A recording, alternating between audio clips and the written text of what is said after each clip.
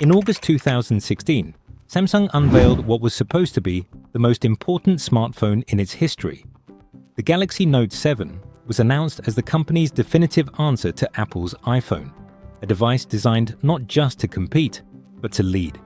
Reviewers praised its curved display, its iris scanner, its fast charging, and most notably, its battery life. At launch, it was positioned as the most advanced Android phone ever made. Within weeks, it would become something else entirely. By September 2016, videos began appearing online. Phones smoking, phones melting through car seats, phones burning on nightstands. Then one ignited on a commercial flight.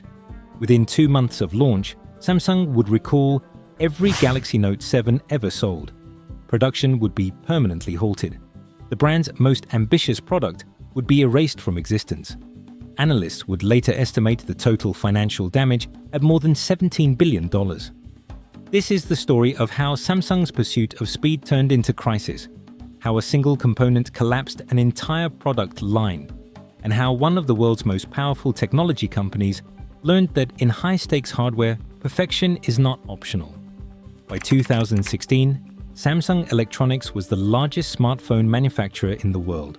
The company had overtaken Apple in global unit sales years earlier and had built a reputation for moving faster than its competitors.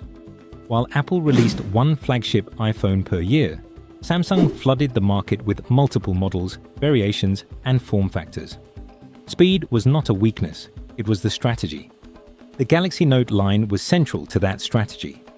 Introduced in 2011, the Note series created a new category of large-screen smartphones. Critics initially mocked the size. Consumers embraced it. By 2015, the Note had become a premium productivity device with a loyal user base and high margins. The Note 5 sold more than 12 million units globally. Expectations for the Note 7 were higher. Samsung had reason to be aggressive. Apple was preparing to launch the iPhone 7 in September 2016. For the first time in years, Apple's design was expected to be incremental. No headphone jack, minor camera improvements, no radical redesign. Samsung saw an opening. The decision was made to launch the Note 7 early, in August, weeks before Apple's announcement. The goal was clear: capture attention, capture mindshare, capture sales before Apple could respond. To do that, Samsung needed the Note 7 to feel meaningfully superior. The feature that would define that superiority was battery life. Smartphone users had been complaining about batteries for years. Thinner phones meant smaller batteries. More powerful processors drained them faster. Samsung wanted to solve that problem decisively. The Note 7 would include a 3,500 mAh battery, larger than most competitors, packed into a slim body with fast charging and wireless charging support. To make that possible, engineers pushed the internal design to its limits. Every millimeter mattered. The battery was designed to fill nearly all available space. Tolerances were tight. There was no margin for error. Samsung sourced batteries from 2 suppliers. One was Samsung SDI, its own subsidiary.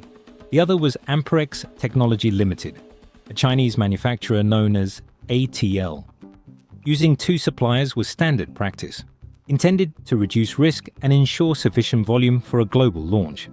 In hindsight, it would not be enough. The Galaxy Note 7 went on sale in August 2016. Initial demand was strong. Pre-orders exceeded expectations in multiple markets. Early reviews were glowing. Tech publications called it the best Android phone ever made. Samsung appeared to have executed perfectly. Then the first reports came in. On August 24, 2016, a user in South Korea posted images of a destroyed Note 7 after it caught fire while charging. Samsung initially treated it as an isolated incident. Lithium-ion batteries occasionally fail. It happens. But within days, similar reports surfaced in other countries. By the end of August, Samsung had identified at least 35 battery failures worldwide.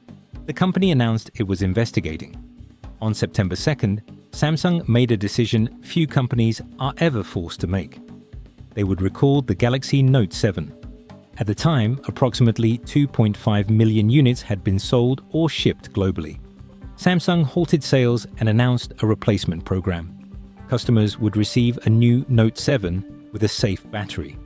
The company blamed the issue on a manufacturing defect in batteries supplied by Samsung SDI. The fix, they said, was straightforward. Internally, the situation was already more complex. Samsung SDI's batteries were found to have a design flaw. The negative electrode was bent too sharply, increasing the risk of internal short circuits. Under certain conditions, the battery could overheat and catch fire. Samsung moved quickly to switch suppliers, relying more heavily on ATL for replacement devices. By mid-September, replacement Note 7 units began shipping. Samsung implemented additional quality checks. Airlines banned the original Note 7 from flights, but allowed replacement models. The company believed the crisis was contained.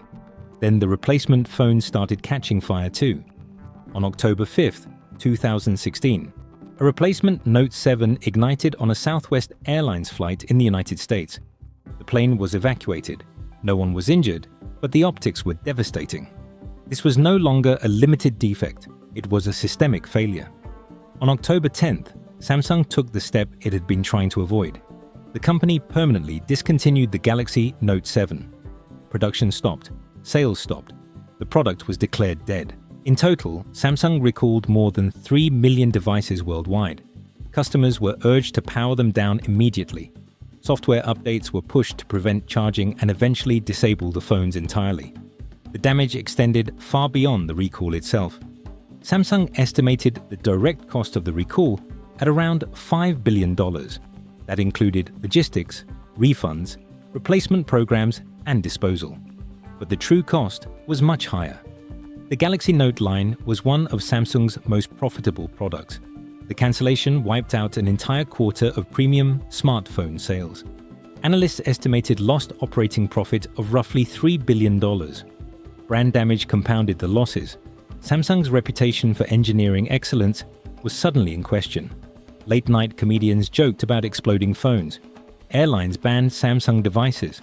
Government agencies issued warnings. Consumer trust eroded. When everything was tallied, analysts at multiple financial institutions estimated the total impact at up to $17 billion. For a company as large as Samsung, the loss was survivable. But it was not trivial. To understand how this happened, Samsung launched an unprecedented investigation. In January 2017, the company held a public press conference to present its findings. Hundreds of journalists attended. Engineers walked through diagrams. Executives answered questions. The conclusion was sobering. Both battery suppliers had failed. Samsung SDI's batteries suffered from the electrode defect.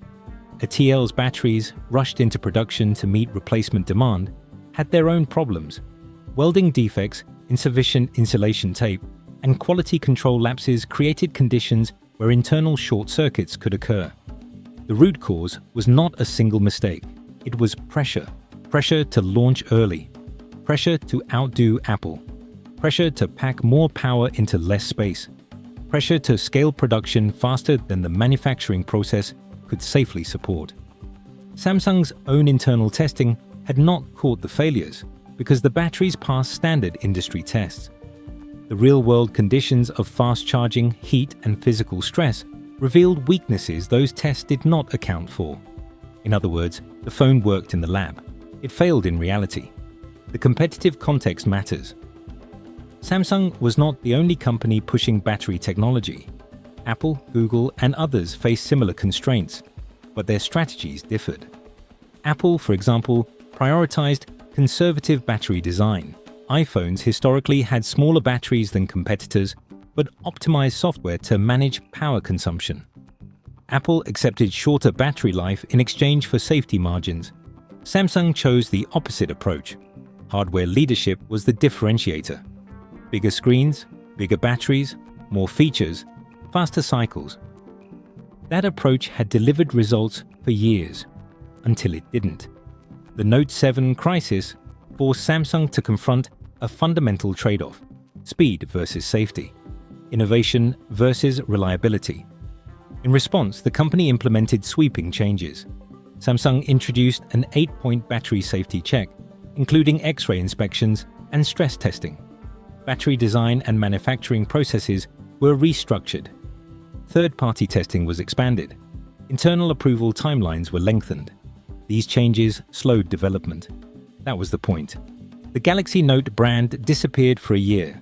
There was no Note 8 in 2017's early cycle. Samsung waited. When the Galaxy Note 8 launched later that year, it emphasized safety as much as features. The battery was smaller. Marketing highlighted testing procedures. Consumers responded cautiously at first. Sales recovered gradually. Over time, trust returned. But the lesson remained. The Note 7 was not an obscure product. It was a flagship. It was reviewed by experts. It was manufactured by one of the most capable electronics companies in the world. It passed internal tests. It failed anyway. What went wrong was not ignorance. It was confidence. Samsung believed it could manage the risks. It believed its scale and expertise could compensate for aggressive timelines. It believed incremental improvements in testing were sufficient. They were not. The broader implication extended beyond smartphones. Modern products are systems. A failure in one component can collapse the whole. When margins are thin and tolerances are tight, there is no such thing as a small defect. Other companies took note. After the Note 7, the entire industry became more conservative with battery design. Regulatory scrutiny increased. Airlines maintained restrictions. Consumers became more aware of lithium-ion risks. Samsung paid the price for learning the lesson first. In the years since, Samsung has remained one of the world's leading technology companies. Its smartphone division recovered. Its semiconductor business grew. The company survived. But the Galaxy Note 7 never returned. The name was retired. No future product would carry it. In 2016, Samsung wanted to win a product cycle. They succeeded in capturing attention. They succeeded in beating Apple to market. They succeeded in shipping cutting-edge hardware. They failed at the only thing that ultimately mattered. The phone had to work. The lesson is not that innovation is dangerous. It is that ambition without margin is risk disguised as confidence. When systems are pushed to their limits, failure does not announce itself politely. It arrives suddenly, visibly, and at scale. The Galaxy Note 7 did not fail because Samsung lacked talent, resources, or intent. It failed because the company assumed it could outrun physics. In technology, as in business, speed can be an advantage, but when the cost of failure is measured in billions, caution is not hesitation, it is strategy. Samsung learned that lesson in 2016. It cost them $17 billion. And unlike a phone, that kind of damage does not recharge overnight.